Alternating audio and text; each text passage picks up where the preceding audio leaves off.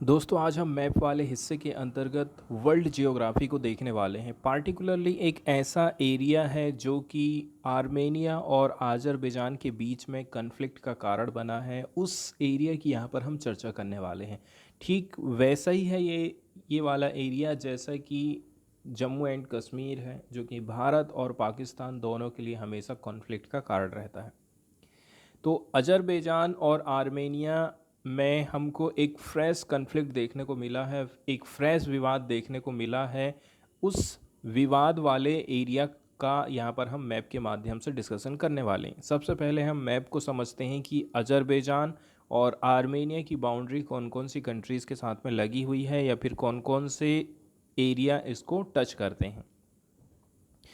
तो यहाँ से क्लियर हो जाता है कि यदि अजरबैजान में हम पूर्व वाले हिस्से की तरफ में जाएं और नॉर्थ से लेकर के साउथ की तरफ में जाएं तो ये वाला जो इसका हिस्सा है, बहुत बड़ा हिस्सा कैस्पियन सागर के साथ में टच होता है। और यदि हम इसके नॉर्थ वाले हिस्से में जाएंगे इस प्रकार से, तो इसका जो नॉर्थ वाला हिस्सा है वो रसिया के साथ में बाउंड्री शेयर करता है। कुछ हिस्सा इसका जॉर्जिया के साथ में भी लगा हुआ है। आगे फिर बहुत बड़ा हिस्सा अजरबैजान का आर्मेनिया के साथ में लगा हुआ है। फिर यहाँ पर आपको इतना जो एरिया ये दिखाई दे रहा है, ये कॉन्फ्लिक्ट वाला एरिया है। फिर पीला कलर आप यहाँ पर देखेंगे, फिर से ये अजरबैजान वाला एरिया हो गया है। नाख्चिवान ऑटोनोमस रिपब्लिक है, ये अजरबैजान के अंतर्गत आता है। नीचे की तरफ में आप जाएंगे तो ईरान के साथ में ये अपनी बॉर्डर को शेयर करता है।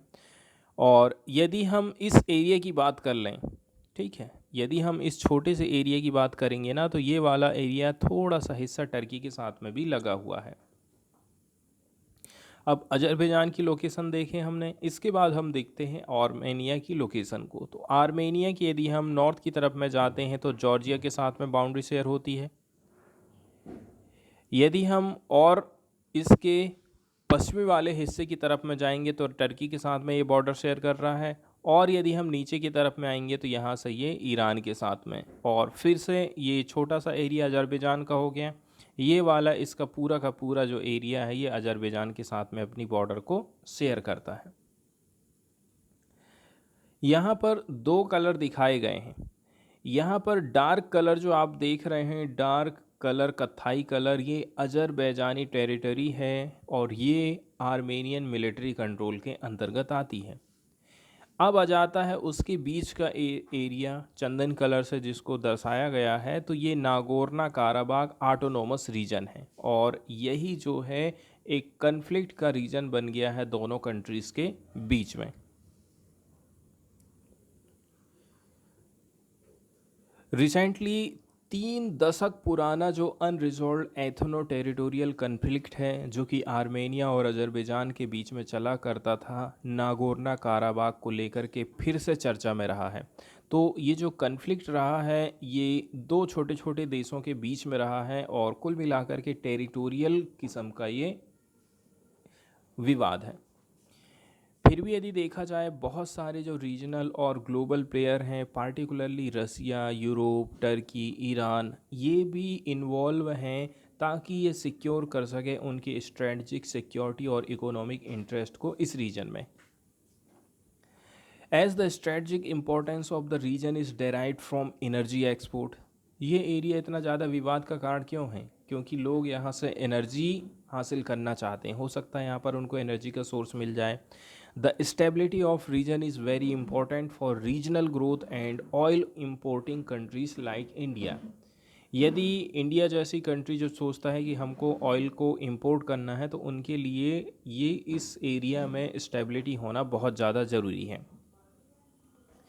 यदि इस प्रकार से कॉन्फ्लिक्ट होता है तो जाहिर सी बात है यहाँ पर जियोपॉलिटिकल अनरेस्ट आ जाएगा इस रीजन में, जो कि ऑलरेडी से कोविड-19 पेंडेमिक से सफ़र कर रहा है। इसलिए हम बोल सकते हैं ये जो रीजनल पावर्स होते हैं उनको डिप्लोमेटिक सॉल्यूशन लेकर के आना चाहिए ताकि इस प्रॉब्लम को वो सॉल्यूशन निकाल सकें। इसके बाद हम बात करते हैं कि कौन सा क्षेत्र ऐसा है जो कि इसमें केंद्र बिंदु के रूप में काम कर रहा है। तो जैसे कि हमने पिक्चर में देखा था, जो नागोर्नो काराबाख एरिया है ये सेंटर के रूप में काम कर रहा है इस विवाद के, और ये लोकेटेड है अजरबैजान की टेरिटरी में। लेकिन यहाँ पर आपको पॉपुलेशन देखने को मिलेंगी mostly bye those Armenian ethnicity. कौन? आर्मेनियन एथनिसिटी वाले लोग यहाँ पर रहते हैं। एंड ज़्यादातर ये लोग क्रिश्चियन हैं यदि हम कंपेयर करेंगे सिया मुस्लिम मेजॉरिटी अजरबैजान में। अजरबैजान में ज़्यादातर मुसलमान लोग रह रहे हैं, लेकिन ये वाली जो जगह है यहाँ पर क्रिश्चियन लोग ज़्यादा भरे हुए। बैकग्राउंड ऑफ कन्फ्लिक्ट की बात करें तो ये जो कन्फ्लिक्ट रहा है, ये जो विवाद रहा है, इसको हम प्री सोवियत एरा में ले जा कर के देख सकते हैं। उस समय में ये जो रीजन हुआ करता था, the region was at meeting point of Ottoman, Russian and Persian empire.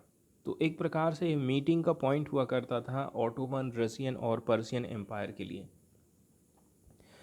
Once Azerbaijan and Armenia became Soviet republics in 1921, Russia gave Nagorno Karabakh to Azerbaijan but offered autonomy to the contested region. यहाँ पर आप, जैसे कि हम बोले थे कि हमें इतिहास में जाना पड़ेगा, तो इतिहास में बताया जा रहा है कि ये पहले रसिया का ही हिस्सा हुआ करते थे, अजरबैजान भी आर्मेनिया भी।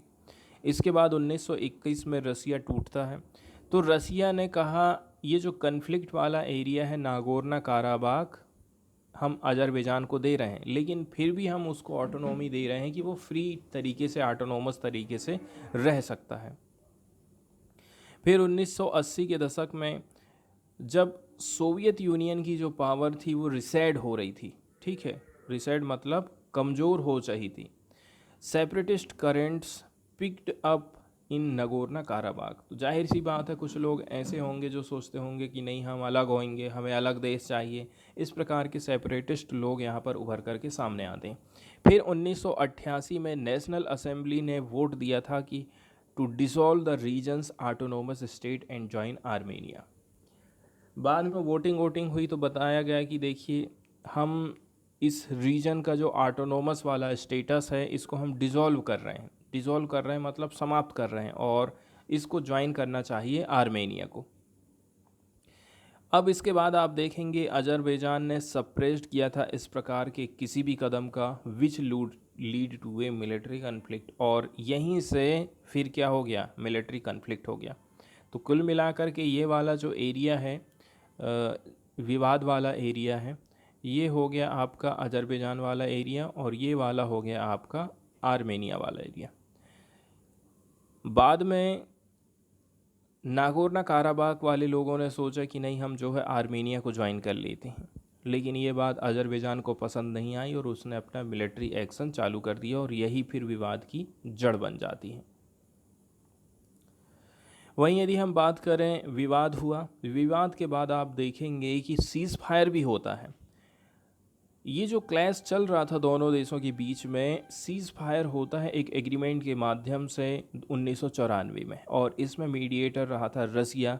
Since then the organization for security and cooperation in Europe, OSCE एक संस्था है, मिन्स्क ग्रुप, इन्होंने इसको को चेयर किया गया था USA की तरफ से, रसिया की तरफ से, फ्रांस की तरफ से। ये लोग एंगेज रहे थे अजरबैजान और आर्मेनिया से कि भाई हम आपका जो विवाद है उसको हम निपटारा करेंगे। उस समय तक यदि देखा जाए आर्मेनिया ने कंट्रोल कर लिया था नागोर्नो काराबाख के ऊपर में, and handed it to Armenian rebel, और इसको किसको दे दिया, आर्मेनियन जो रेबेल हैं, ठीक है, उन लोगों को इसको दे दिया था।